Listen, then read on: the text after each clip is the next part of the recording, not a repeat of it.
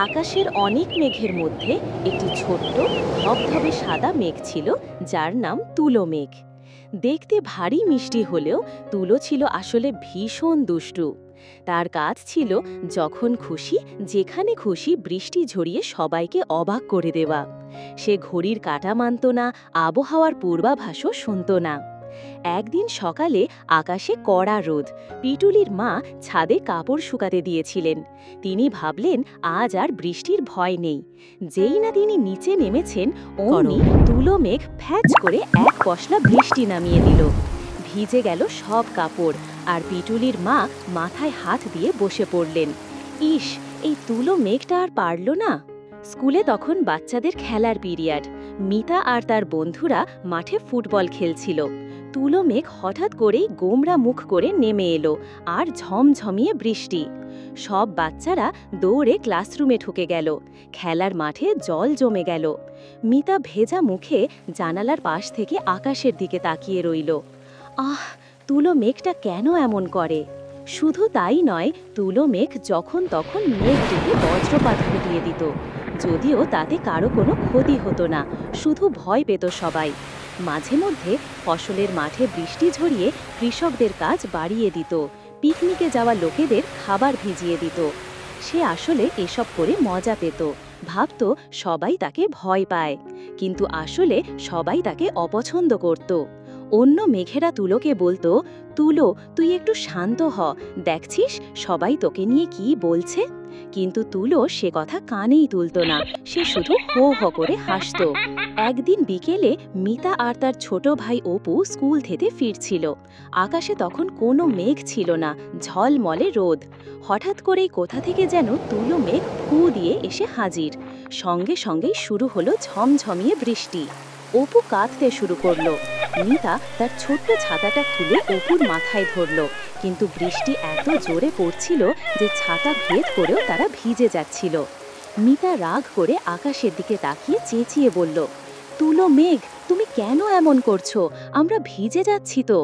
আশ্চর্য ব্যাপার, তুলো মেঘ সাধারণত মানুষের কথা শোনে না, কিন্তু আজ সে মিতার কথা শুনতে পেল। সে একটু থমকে গেল। সে দেখল মিতা একা হাতে ছাতা ধরে তার ছোট ভাইকে বাঁচানোর চেষ্টা করছে। তুলো মেঘ এর আগে কখনো এভাবে কারো কষ্ট দেখেনি। সে শুধু মানুষের বিরক্তি আর চিৎকার শুনেছে। তুলো মেঘ একটু নিচে নেমে এলো, মিতার কাছাকাছি। মিতা ভয় পেয়ে চোখ বন্ধ করল, কিন্তু বৃষ্টি থামেনি। মিতা চোখ খুলে দেখে তুলো মেঘ তার থেকে অল্প দূরে বন্ধুরা, এই রকম আরও নতুন নতুন গল্প দেখতে চাইলে ভিডিওটাতে লাইক দিয়ে চ্যানেলটাকে সাবস্ক্রাইব করে পাশে থাকা বেল আইকনটিতে ক্লিক করো। তুলো মেঘ ফিস ফিস করে বলল, তুমি তুমি আমাকে দেখতে পাচ্ছ? মিতা অবাক হয়ে বলল, হ্যাঁ, পাচ্ছি। তুমি কেন এমন দুষ্টুমি করো? আমাদের খুব কষ্ট হয়। তুলো মেঘ একটু অবাক হলো। কেউ তাকে দুষ্টু বলেনি, শুধু ভয় পেয়েছে। সে বলল, আমি তো মজা করি, সবাই আমাকে নিয়ে কথা বলে, তাই আমি ভাবি আমি খুব শক্তিশালী। মিতা বলল, শক্তিশালী হওয়া ভালো, কিন্তু সেই শক্তি দিয়ে যদি তুমি অন্যের ক্ষতি করো, তাহলে কেউ তোমাকে ভালোবাসবে না। বৃষ্টি দরকার, কিন্তু যখন দরকার হয় তখন। তুমি তো যখন খুশি তখন বৃষ্টি নামিয়ে দাও। তুলো মেঘ চুপ করে রইল। মিতার কথায় তার নতুন এক ভাবনা এলো। সে দেখল মিতা আর অপু বৃষ্টির মধ্যে কাঁপছে। তার মনটা একটু খারাপ হলো। সে মনে মনে বলল, ওরা আমার জন্য কষ্ট পাচ্ছে। সেই দিন থেকে তুলো মেঘের মনের মধ্যে মিতার কথা ঘুরতে লাগলো। সে দেখল কৃষকরা চারা লাগাচ্ছে, কিন্তু মাটি শুকিয়ে ফেটে যাচ্ছে। বাচ্চারা বাগানে খেলছে, কিন্তু ফুলগুলো শুকিয়ে যাচ্ছে। তুলো মেঘের মনে পড়ল মিতার কথা, বৃষ্টি দরকার, কিন্তু যখন দরকার তখন। একদিন খুব গরম পড়ল। মাঠের ফসল শুকিয়ে যাচ্ছিল, গাছপালা সব ঝিমিয়ে পড়েছে। কৃষকরা আকাশের দিকে তাকিয়ে প্রার্থনা করছিল একটু বৃষ্টির জন্য। তুলো মেঘ আকাশের অনেক উঁচু থেকে সব দেখছিল। তার মনে হলো এটাই সঠিক সময়। সে এবার আর দুষ্টুমি করল না। সে খুব আলতোভাবে ধীরে ধীরে মেঘের গর্জন না করে মুষলধারে বৃষ্টি নামিয়ে দিল। বৃষ্টি পেয়ে কৃষকদের মুখে হাসি ফুটল। বাচ্চারা দৌড়ে বাইরে এসে বৃষ্টির জল ছুঁয়ে দিল। গাছপালা যেন প্রাণ ফিরে পেল। মিতা ছাতা নিয়ে বারান্দায় দাঁড়িয়েছিল। সে দেখল তুলো মেঘ এবার শুধু দরকারের সময় বৃষ্টি দিচ্ছে, আর বৃষ্টি শেষে আকাশে একটা সুন্দর রংধনু এঁকে দিচ্ছে। তুলো মেঘ দেখল সবাই তাকে দেখে আর ভয় পাচ্ছে না, বরং হাসছে। কেউ আর তার দিকে তাকিয়ে বিরক্তি দেখাচ্ছে না, বরং ভালোবাসায় ভরপুর দৃষ্টিতে দেখছে। তুলো মেঘের মন ভরে গেল। সে বুঝল সত্যিকারের আনন্দ মানুষকে কষ্ট দিয়ে নয়, বরং তাদের সাহায্য করে পাওয়া যায়। সেই থেকে তুলো মেঘ একজন দায়িত্বশীল মেঘ হয়ে গেল।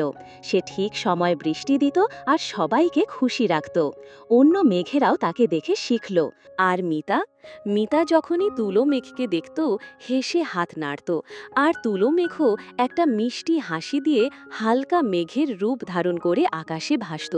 সবাই বুঝতে পারল তুলো মেঘ এখন আর দুষ্টু নয়, সে এখন ভালো মেঘ। আর তার জন্য পৃথিবী আরও সুন্দর আর সবুজ হয়ে উঠল। তো বন্ধুরা, আমরা এই গল্প থেকে শিখলাম যে অন্যকে কষ্ট না দিয়ে আনন্দ দিলে সেটাই সত্যিকারের সুখ।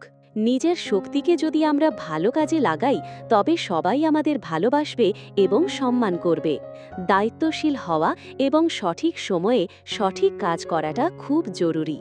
বন্ধুরা, এই রকম আরও নতুন নতুন গল্প দেখতে চাইলে ভিডিওটাতে লাইক দিয়ে চ্যানেলটাকে সাবস্ক্রাইব করে পাশে থাকা বেল আইকনটিতে ক্লিক করো।